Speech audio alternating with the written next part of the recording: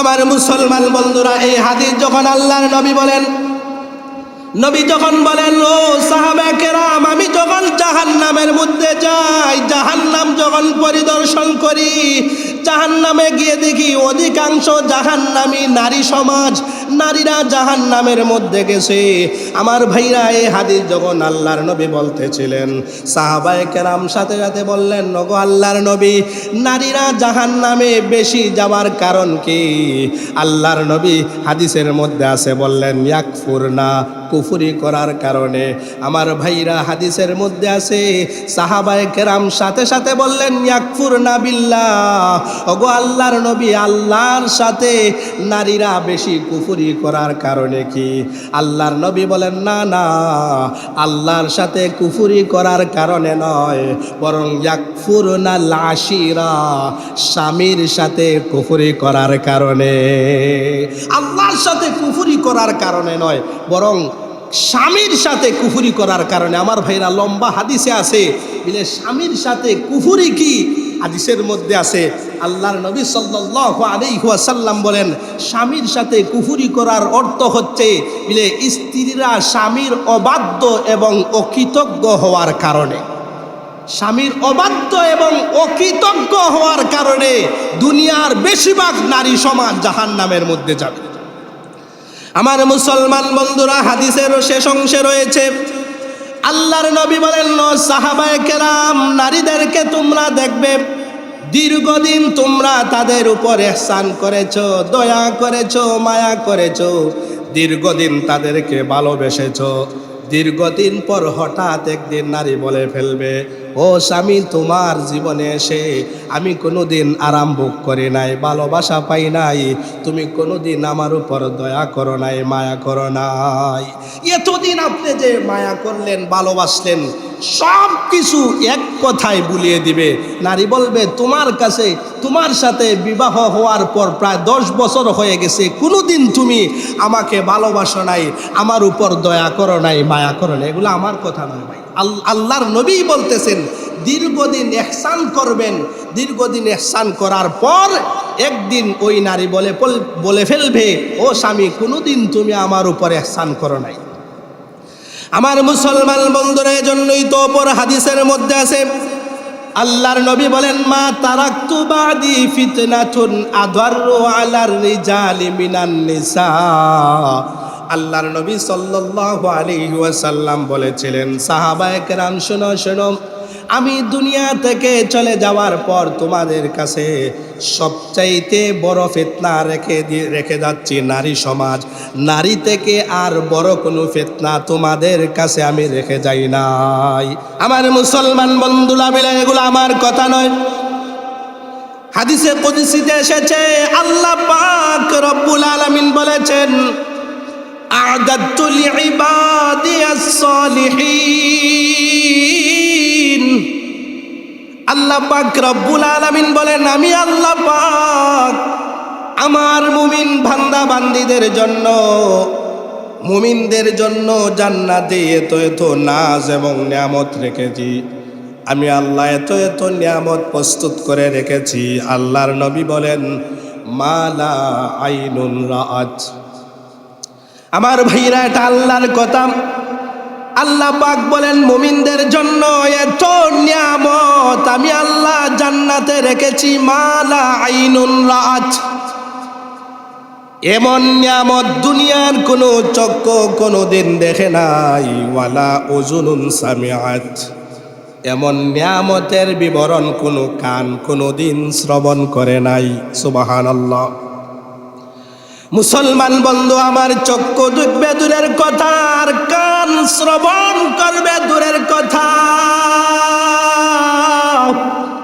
আল্লাহ পাক রব্বুল আলামিন বলেন, ওয়ালা খাতারা আলা কলবি বাশার। আমি আমার বান্দা বান্দীদের জন্য, মুমিনদের জন্য জান্নাতে এত নাজ এবং নিয়ামত রেখে দিয়েছি, বিলে এমন নাজ এবং নিয়ামতের কল্পনাও কোনো মানুষ দুনিয়ার জমিনে করতে পারে নাই। সুবহানাল্লাহ। এত এত নাজ এবং নিয়ামত আল্লাহ পাক রব্বুল আলামিন রেখেছেন। আল্লাহ পাক স্বয়ং বলতেছেন, ওয়ালা খাতারা আলা কলবি বাশার, কোনো মানুষের অন্তরে কোনোদিন কল্পনাও করতে পারে নাই এত নাজ এবং নিয়ামত আল্লাহ পাক তার বান্দাবান্দীদের জন্য রেখেছেন। সুবহানাল্লাহ।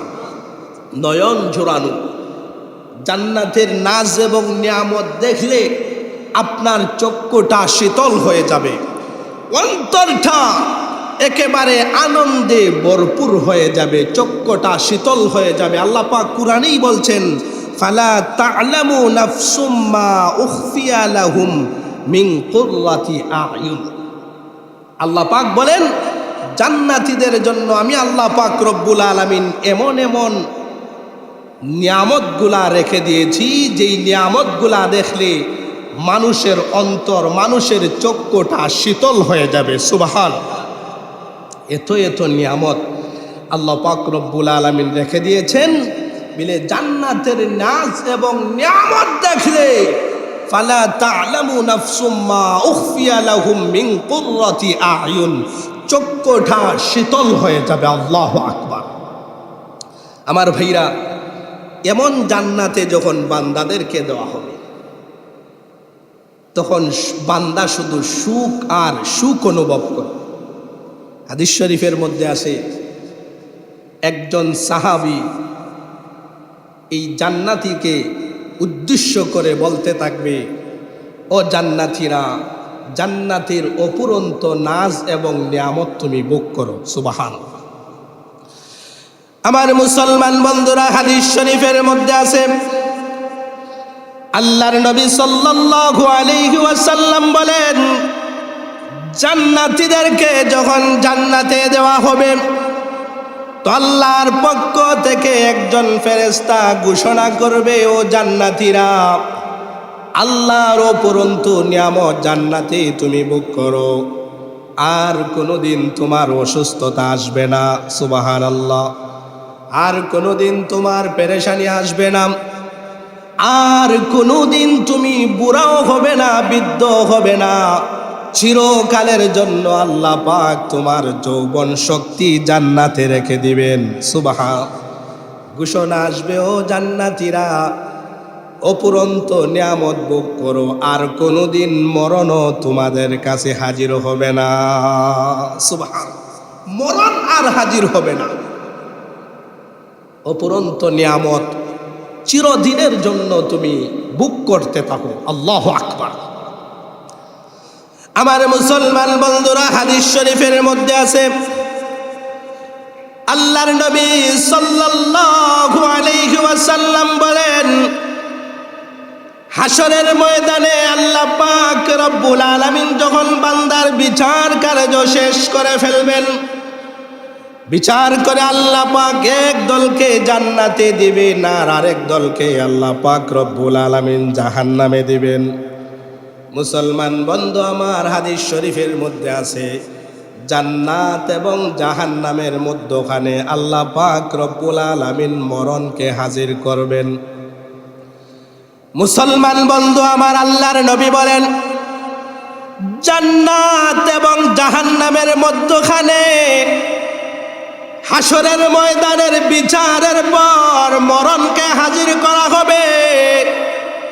হাদিস শরীফের মধ্যে আছে, মেষের আকৃতিতে মরণকে হাজির করা হবে। আমার ভাইরা, আল্লাহর পক্ষ থেকে একজন ফেরেশতা ঘোষণা করবে, ও জান্নাতীরা, জান্নাতীরা, তোমরা একটু তাকাও, মাথাটাকে একটু উঁচা করে তাকাও। আমার ভাইরা, ফেরেশতার ঘোষণায় জান্নাতীরা মাথা উঁচু করে দাঁড়াবে। ঘোষক ফেরেশতা বলবে, ও জান্নাতীরা, এই যে মেষের আকৃতিতে দেখা যাচ্ছে, তাকে কি তোমরা চিনো? মুসলমান বন্ধু, হাদিস শরীফের মধ্যে আছে, সমস্ত জান্নাতি এক বাক্যে ঘোষণা দিবে, হা হা, আমরা তো চিনি।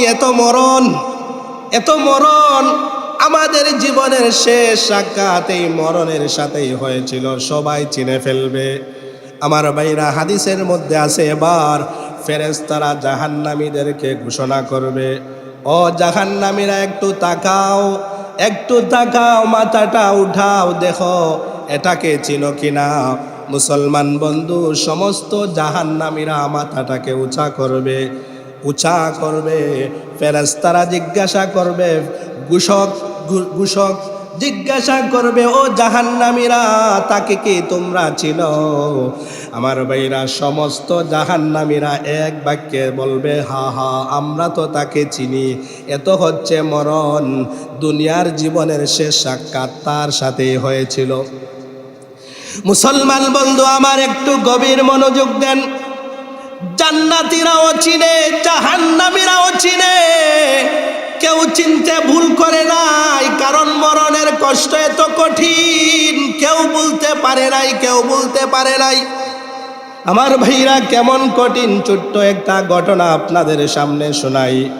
আপনারা সবাই জানেন, আল্লাহর এক নবী হযরতে ঈসা আলাইহিস সালাতু ওয়াস সালাম, আল্লাহর নবী ঈসা আলাইহিস সালাতু ওয়াস সালামকে আল্লাহ পাক রব্বুল আলামিন মুআজিজা দিয়েছিলেন। ঈসা নবী মৃত মানুষকে জীবিত করতে পারতেন।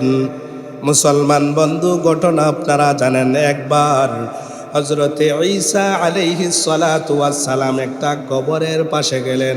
কবরের পাশে গিয়ে ডাক দিলেন, ও কবরবাসী, কুম বিইذনিল্লাহ, আল্লাহর হুকুমে তুমি জীবিত হয়ে যাও। মুসলমান বন্ধু আমার, ঘটনা আপনারা জানেন, আল্লাহর নবী ঈসা আলাইহিস সালাতু ওয়াস সালাম যখনই বললেন, ও কবরবাসী, আল্লাহর হুকুমে জীবিত হয়ে যাও, আমার ভাইরা, তখন সময় কবর থেকে একজন উঠলেন, নাম হচ্ছে হযরতে হাম। মুসলমান বন্ধু, ঈসা আলাইহিস সালাতু ওয়াস সালাম জিজ্ঞাসা করলেন, তোমার পরিচয় কি একটু বলো? বলে, আমি আল্লাহর নবী হযরতে নূহ আলাইহিস সালাতু ওয়াস সালামের ছেলে হযরতে হাম, বহু আগে আমি মারা গিয়েছি। আমার ভাইরা, আমি যে ঘটনা যেই কথা বুঝাতে চেয়েছি, হযরতে ঈসা আলাইহিস সালাতু ওয়াস সালাম বললেন, হাম, তুমি কি আবারও দুনিয়াতে থাকতে চাও? যদি থাকতে চাও, আল্লাহর কাছে বলে তোমার দুনিয়াতে থাকার ব্যবস্থা করে দিব। আমার মুসলমান বন্ধুরা, এমন সময় যখন ওই হযরতে ঈসা বললেন, হাম, তুমি যদি দুনিয়াতে থাকতে চাও, আল্লাহর কাছে বলে দুনিয়াতে থাকার ব্যবস্থা করে দিব। সাথে সাথে হযরতে হাম বলতেছেন, ও আল্লাহর নবী ঈসা, টাকা না টাকার কথা পরে আগে বলো, আমি যদি দুনিয়াতে থাকি, তাহলে মালাকুল মউত কি আমার সাথে আবার সাক্ষাৎ করবে? মরণের স্বাদ কি আবার আমার ভোগ করতে হবে? আল্লাহর নবী বলেন, ঈসা, হা হা, তুমি যদি দুনিয়াতে থাকতে চাও, তাহলে অবশ্যই মরণ তোমার দরবারে হাজির হবে। মুসলমান বন্ধুরা রে আমার, হযরতে হাম বলেন, ও নবী ঈসা, দুনিয়াতে থাকলে যদি আবার মরণের সাক্ষাৎ পেতে হয়, আমার যদি মরতে হয়, তাহলে দুনিয়াতে আমি থাকতে চাই না, কারণ মরণের কষ্ট কি পরিমাণ এখনো আমি বলতে পারি নাই। সুতরাং নবী ঈসা, দুনিয়াতে থাকতে চাই না, আবার আমাকে কবরের মধ্যে পাঠিয়ে দাও। আল্লাহু আকবার। মুসলমান বন্ধুরা রে আমার, আমি বুঝাতে চেয়েছি মরণের কষ্ট কি পরিমাণ। হাম বলতেছেন, বিলে দুনিয়াতে থাকলে আবারও যদি মরতে হয়, তাহলে আমি দুনিয়াতে থাকতে চাই না, আবার কবরের মধ্যে পাঠিয়ে দাও। মুসলমান বন্ধু বলতেছিলাম, হাসরের ময়দানে বিচার কার্য পরিচালনা করার পর জান্নাত এবং জাহান্নামের মধ্যখানে মরণকে যে হাজির করা হবে, জান্নাতীদেরকে বলা হবে, তোমরা কি তাকে চিনো? সবাই বলবে, হ্যাঁ হ্যাঁ, তাকে আমরা চিনি। জাহান্নামীদেরকে বলা হবে, তাকে কি তোমরা চিনো? মিলে, হ্যাঁ হ্যাঁ, তার সাথে তো জীবনের শেষ সাক্ষাৎ হয়েছিল, তাকে আমরা চিনি।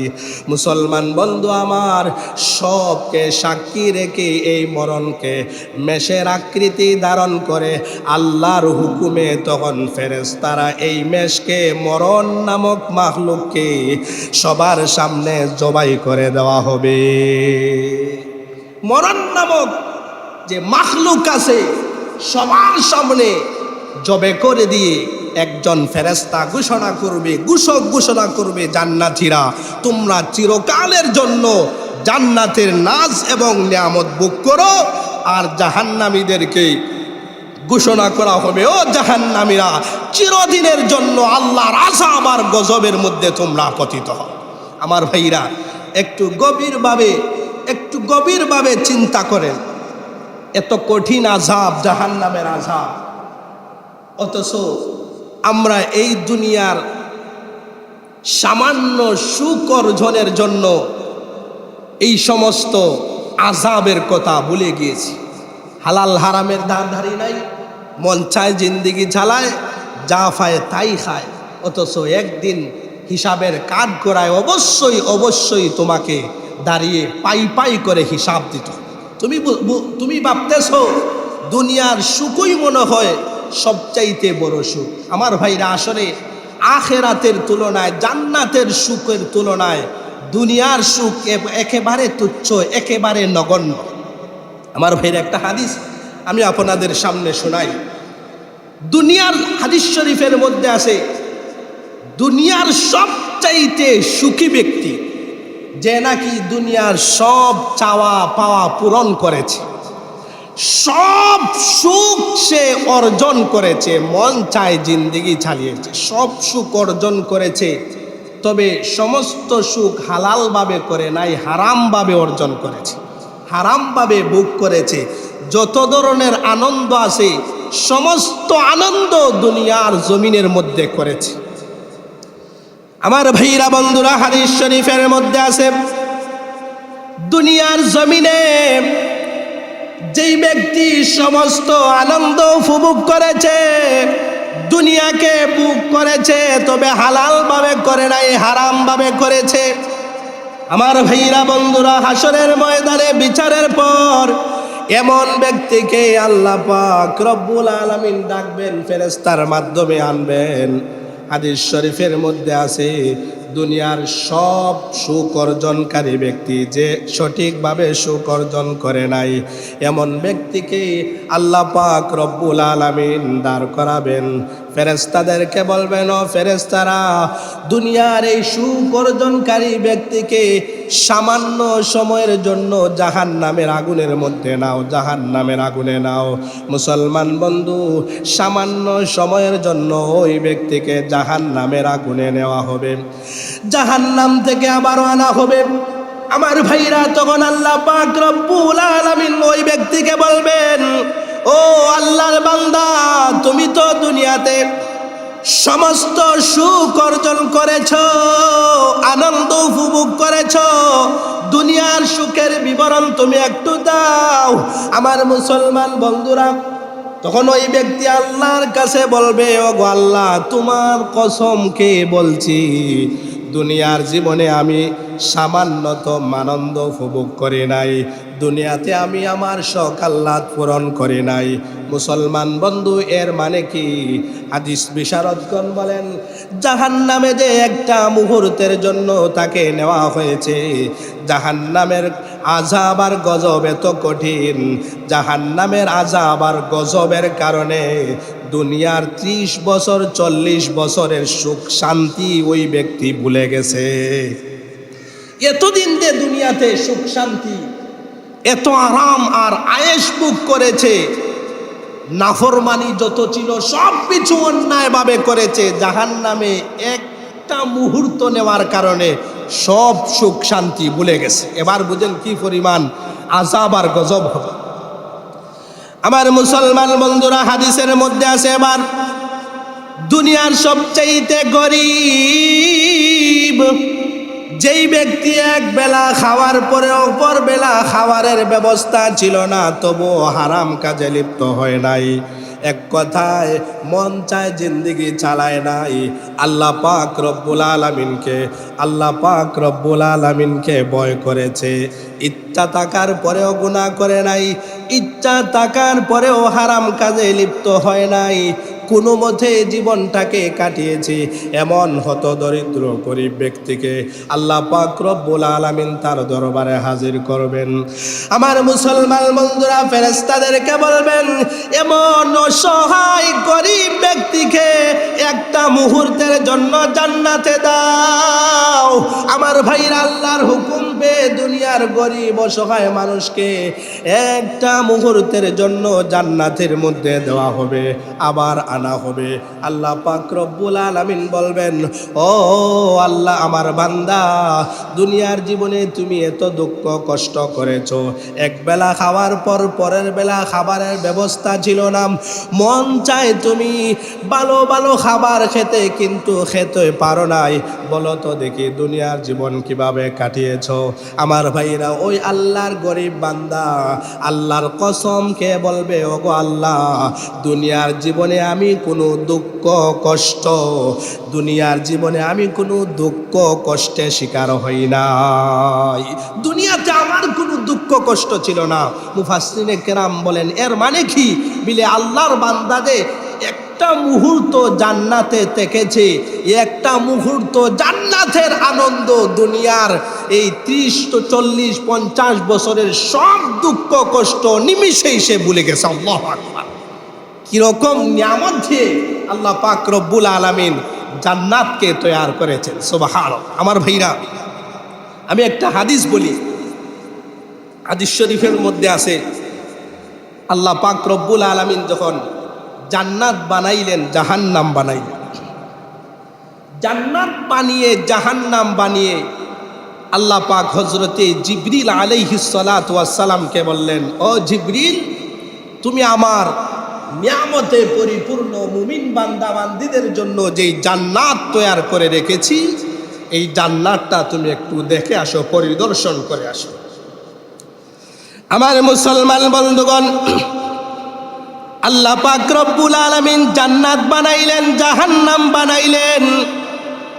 জান্নাত জাহান্নাম বানিয়ে আল্লাহ পাক রব্বুল আলামিন বলেন, ও জিবরিল, মুমিন মুসলমানদের জন্য, আমার বান্দা বান্দীদের জন্য নিয়ামতে পরিপূর্ণ যেই জান্নাত আমি বানিয়েছি, ওই জান্নাতটা তুমি দেখে আসো।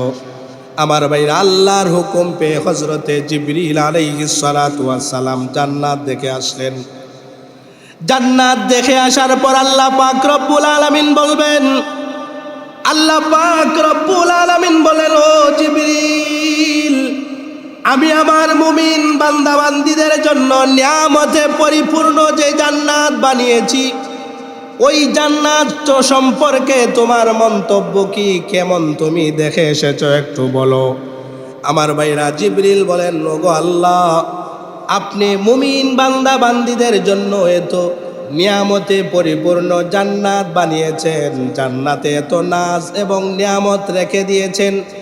আপনার বান্দা বান্দীরা যদি জান্নাতের নিয়ামতের বিবরণ শুনে, বিলে সবাই তো জান্নাতে যাওয়ার আমলের প্রতিযোগিতায় নেমে যাবে, একজনও জাহান্নামে যাবে না, একজনও জান্নাতকে মিস করবে না। যত ধরনের আমল আছে, এক কথায় জীবনকে উৎসর্গ করে দিয়ে হলেও সমস্ত বান্দা বান্দীরা আপনার তৈরি জান্নাতের মধ্যে চলে যাবে। মুসলমান বন্ধু আমার, এবার আল্লাহ পাক রব্বুল আলামিন বলবেন, ও জিবরিল, যাও যাও, তুমি জাহান্নামের মধ্যে যাও। আমার ভাইরা, আল্লাহর হুকুম পেয়ে হযরতে জিবরিল আলাইহিস সালাতু ওয়াস সালাম জাহান্নামের মধ্যে যাবেন, জাহান্নাম পরিদর্শন করে আসবেন। এবার আল্লাহ পাক রব্বুল আলামিন বলবেন, ও জিবরিল, জাহান্নাম সম্পর্কে তোমার মন্তব্য কি, মতামত কি একটু বলো।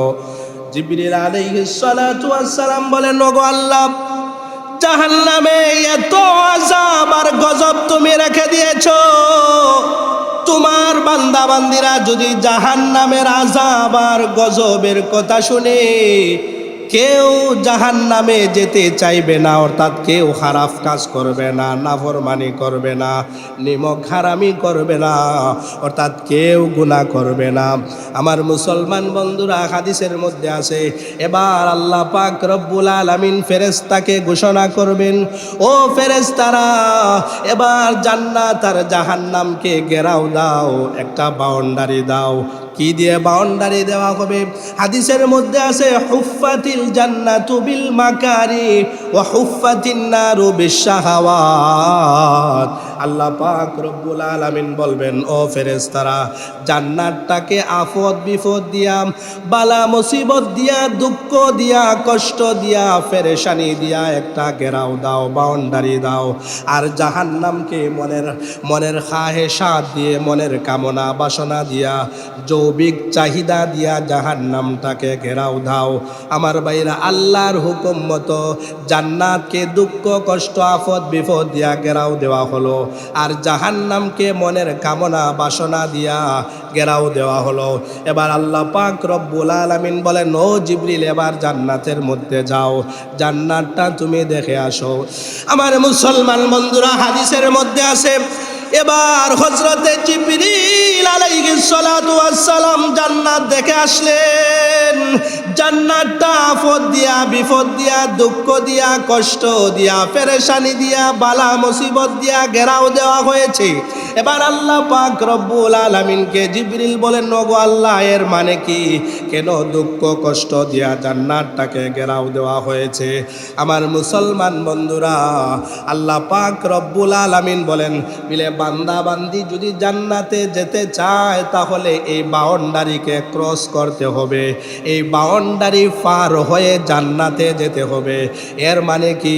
বিলে বান্দা, দুনিয়াতে তুমি থাকতেছো, দুনিয়াতে তুমি বসবাস করতেছো, দুনিয়াতে তোমার আফত আসবে, বিপদ আসবে, দুনিয়াতে বালা মুসিবত আসবে। দুনিয়াতে যখন ওই তোমার বিপদ আসে, বিলে ধৈর্য হারা হওয়া যাবে না। দুনিয়াতে যখন ওই দুঃখ আসবে, ধৈর্য হারা হওয়া যাবে না। দুনিয়াতে আল্লাহ পাক রব্বুল আলামিন দুঃখ দিয়ে তোমাকে পরীক্ষা করবেন, পেরেশানি দিয়ে তোমাকে পরীক্ষা করবেন। কখনো নিজের জীবন নিয়ে পেরেশানি আসবে, কখনো পরিবার নিয়ে পেরেশানি আসবে, কখনো আত্মীয় স্বজন নিয়ে পেরেশানি আসবে, কখনো টাকা পয়সা ধন দৌলত নিয়ে পেরেশানি আসবে। এক কথায়, যত ধরনের পেরেশানি আসুক না কেন, যত ধরনের বালা মুসিবত আসুক না কেন, বিলে সমস্ত পেরেশানি, দুঃখ কষ্ট, বালা মুসিবতে ধৈর্য হারা করে চলবে না, বরং সমস্ত আফত বিপদে তুমি সবর করতে হবে। যদি তুমি সবর করতে পারো, তাহলে নিয়ামতে পরিপূর্ণ যে জান্নাত আল্লাহ তৈরি করে রেখেছেন, ওই জান্নাতে আল্লাহ পাক রব্বুল আলামিন তোমাকে ঢুকাইবেন। সুবহানাল্লাহ। যত আফত আসুক, বিপদ আসুক, বালা মুসিবত আসুক, এগুলার মধ্যে যদি তুমি ধৈর্য হারা হয়ে যাও, তাহলে কোনোদিন তুমি জান্নাতে যেতে পারবে না। আর যদি ধৈর্য হারা না হয়ে সবর করো, হাদিসের মধ্যে আছে, আস-সাবিরু বিল জান্নাহ, যারা সবর করে তাদেরকে আল্লাহ পাক রব্বুল আলামিন জান্নাতের মধ্যে ঢুকান। সুবহানাল্লাহ। আমার মুসলমান বন্ধুরা, এবার আল্লাহ বলেন, ও জিবরিল, তুমি জাহান্নামটা প্রদক্ষিণ করে আসো, জাহান্নামটা দেখে আসো। জাহান্নামটা দেখে এসে জিবরিল বলেন, ওগো আল্লাহ, জাহান্নামে মনের কামনা বাসনা দিয়া, যৌবিক চাহিদা দিয়া ঘেরাও দেওয়ার মানে কি, অর্থ কি? আমি তো বুঝলাম না। আল্লাহ পাক রব্বুল আলামিন বলেন, ও জিবরিল, দুনিয়ার জীবনে যারা এই সমস্ত গুনাহে লিপ্ত হয়ে যাবে, মনের কামনা বাসনা লিপ্ত হয়ে যাবে, অন্যায়ভাবে মানুষের উপর জুলুম করবে, বড় বড় গুনাহে লিপ্ত হয়ে যাবে, ওই সমস্ত মানুষরাই জাহান্নামের মধ্যে নিক্ষেপ হবে। যারা যৌবিক চাহিদা আটকাতে পারবে না, আল্লাহর ভয়ে নিজের জীবনকে কন্ট্রোল করতে পারবে না, এরাই হচ্ছে আল্লাহর তৈরি জাহান্নামের মধ্যে যাবে।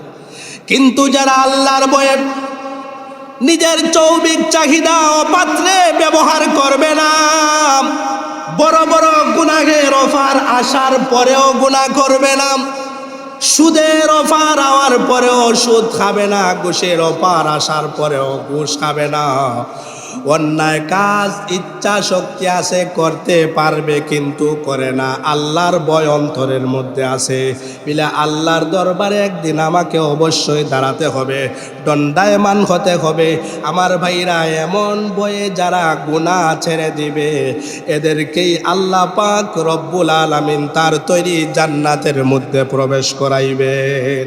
যারা খুদার ভয়ে, খুদার শাস্তির ভয়ে যৌবিক চাহিদা অপাত্রে ব্যবহার করবে না, মন চায় জিন্দিগি ছাবে না, চালাইবে না, মন চায় জিন্দিগি না চালিয়ে খুদার হুকুম মতো জীবন চালাবে, আল্লাহ পাক রব্বুল আলামিন কুরআনেই বলেন ওয়া আম্মা মান খাফা মাকামা রাব্বিহি ওয়া নাহান নাফসা আনিল হাওয়া।